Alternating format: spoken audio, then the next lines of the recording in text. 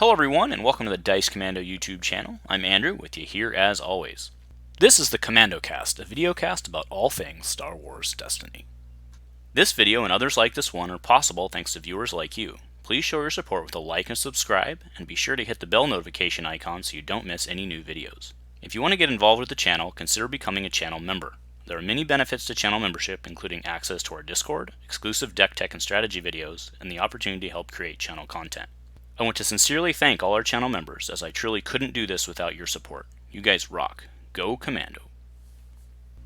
Hello everyone, welcome to Dice Commando and the Commando Cast. I'm Andrew with you here as always, and thank you very much for joining me today. So early this morning, and actually I think here it was technically last night, the folks over at the Coruscant Initiative dropped their premiere fan set for Star Wars Destiny.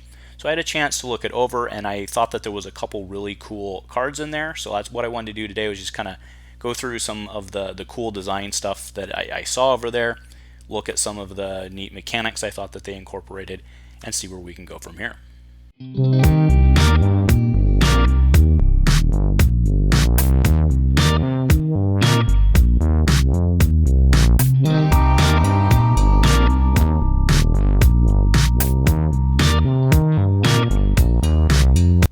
Hey guys, thanks for joining me again. So a couple episodes ago, we talked about Coruscant Initiative for the first time. I was kind of impressed with the work that those guys had put in to really get the DB in a good spot, and it's exciting that they have their set out. Overall, obviously, it's still the withstanding. It would still be better if everybody was working together. But design is design, and ideas are ideas, and I want to give credit where credit is due. So what I wanted to do today was go through. I picked just my top 10 cool cards of their set that they released. I just kind of wanted to go through those and talk about why I thought those particular cards, right? They're not necessarily like the coolest cards or my favorite characters. But there's a couple cards in there that are just 10 cards in there that I chose that I thought were really strong design. So let's go ahead and get right into it. So the first card that I thought was really cool, and to be fair, this one we've seen for a while. This was kind of one of their title cards, one of their feature cards to the set, was Palpatine. Now, the reason I like this guy isn't just because he's the 3-die mechanic. Again, now that we've seen the Wild Horizons leak, we know that there were 3-die characters out there. So that's not exactly like rocking the boat or anything like that.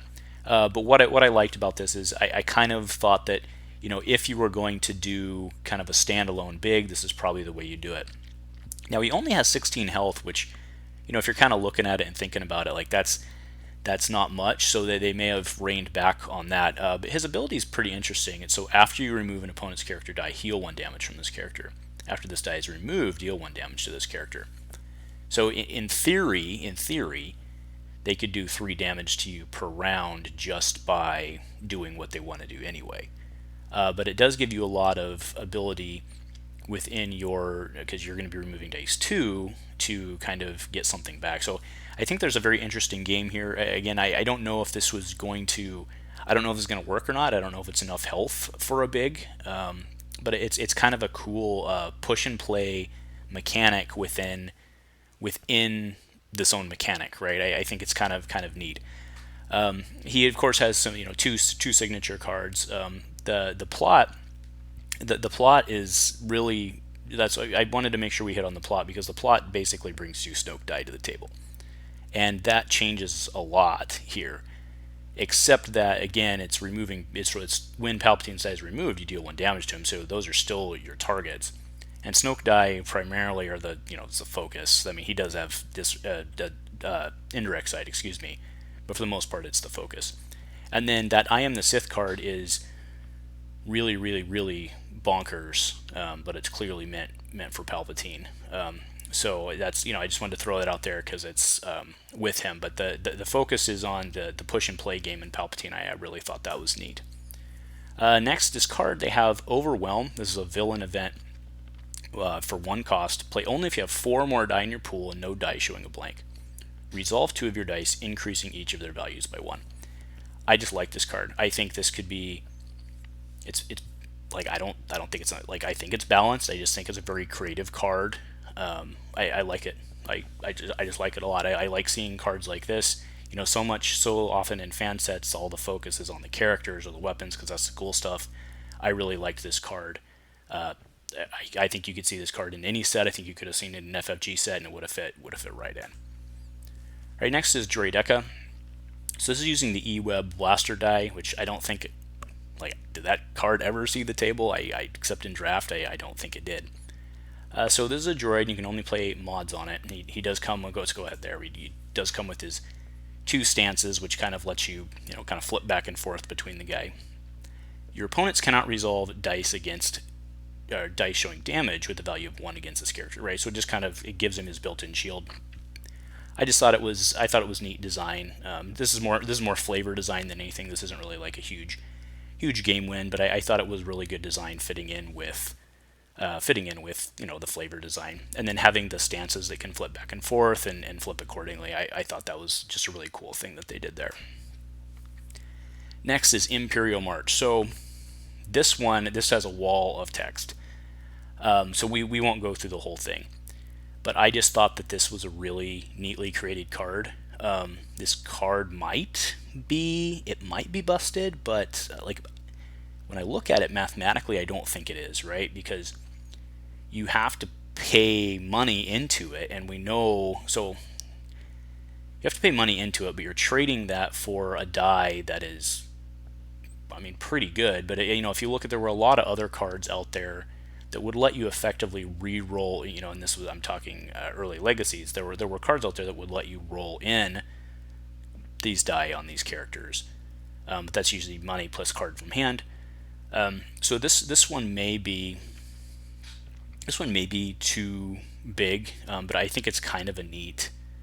I just thought it was kind of a neat mechanic. I don't know. I haven't played with it. I haven't really considered it much within the pool, but I thought it was kind of a neat mechanic. So wanted to give this card a shout out as well. Ki Adi Mundi. The reason he's awesome. He's a Jedi. The reason I like this one, I'm flagging this one, is I think this is almost like the classic. I think it's a very well done 19-point character. So after you activate this character, you can draw a card and discard that card to give 1 shield to the character. Now it has to be that card you just drew, which that's very interesting, right? It's an interesting decision you have to make. After you resolve this die showing a value of 1, may deal 1 damage to a character or give 1 shield to a character. Now that is what I really like on this guy. I thought that was a really cool throw-in. Because if you're going to have a 19-point character, you don't want to be resolving the 1 sides. Now, Coruscant Initiative wants to reuse dice. They chose to use the Obi-Wan die here, which obviously have those 2 1 sides. You don't want to be doing that, so you get a bonus out of it. And I thought that was a really, really cool way to kind of get around the limitation they had, if you will, and make him a little more viable. I thought that was really creative. And then he has his 2 lightsabers.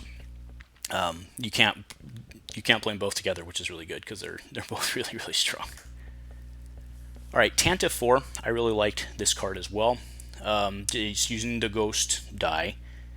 After you activate the sport, it may spot a leader to remove a die showing a value 2 or less, and specials heal 1 damage. I think this is a solid card. I think it's a balanced card.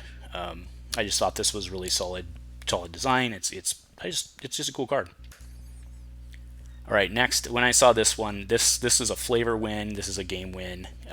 I really like this card. Zeb, so I'm actually going in order of blue. I'm actually going in blue, red, yellow order. Not necessarily by favorite. This was probably my favorite card. So Zeb, he has, this is not a reuse die. +1, +2, +1, +2, +1. The value of this die is increased by 1 if it modifies or is modified by another Spectre die. Power action, spot any number of Spectres to resolve that many of your dice showing a modifier as if they were not showing a modifier.